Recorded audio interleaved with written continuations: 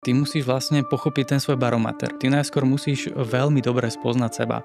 A ľudia toto majú až niekde na poslednom mieste. Vidím aj tie deti, oni sa až tak veľmi nezaujímajú o to, že ako to majú oni. Ty vieš, oni sa pozerajú na to, čo je okolo teba, si veľmi ovplyvnený tým, čo sa ti páči. A začneš to akoby kopírovať. A to je celkom akoby nebezpečné. Je to aj zároveň v poriadku, ale musí to mať hranice. Ty sa musíš sebe vyznať. Čiže toto myslím tým vedomým životom, že tuto to začína, tu je alfa omega, že ty musíš vlastne poznať, čo ti beží hlavou, čo ťa zaujíma, čo ťa baví. Tie školy k tomu vedú veľmi málo. Tlačia ťa vlastne k tomu, aby si tam nejaké osnovy sa naučil a nejaké veci, čo je tiež OK. Veľmi málo sa vlastne prihliada na to, aby si ty pochopil, že ty sa musíš normálne spoznať. Ty keď sa spoznáš, ty zrazu vieš, s akou výbavou proste pracuješ. Ak sa spoznáš veľmi dobre, tak ti vlastne ani nepríde to, že sa musíš niekým porovnávať. Ty si v pohode s tým, kto je aký. Ty vieš, aký si ty. Ty sa začneš porovnávať a hodnotiť vtedy, keď sa sám seba dobre nepoznáš. Lebo ty zrazu chceš to, nemáš rád to, čiže to začneš hodnotiť a tá konkurencia tam začne a súťaživosť tam začne pôsobiť. Ale keď sa dobre spoznáš, tak vieš, ja sa na teba môžem pozrieť a vidím, v čom si dobrý, ale ja nemám tendenciu to po tebe opakovať a ti dám ten hold, že výborne si v tomto dobrý a ty si zasa dobrý v tomto.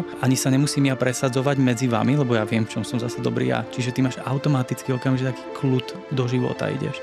Veľmi s takou kľudnou hlavou. Čiže ty sa na niečo pozrieš a ten barometer ti okamžite povie, že je to pre teba, nie je to pre teba. A druhá fáza je to, čo je tu, sa tu žije veľmi ťažko a to je vedomo ten život žiť.